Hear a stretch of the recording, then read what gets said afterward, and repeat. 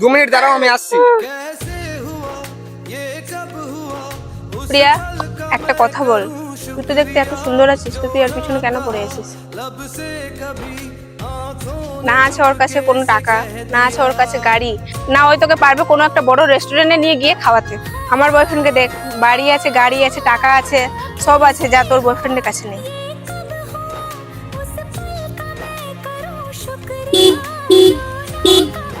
আরে ওই, শুনতে পাস না? এতবার করে যে তোকে ডাকছি, তাড়াতাড়ি আনাই। জীবনটা শুধু টাকা পয়সা আর গাড়ি বাড়ি দিয়ে চলে না। টাকা পয়সা তো যাবে আসবে, যে সম্মানটা আমার বয়ফ্রেন্ড আমাকে করছে না, সেই সম্মানটা তোর বয়ফ্রেন্ড তোকে করতে পারবে না। সেটা আমি ভাগ্য করে পেয়েছি।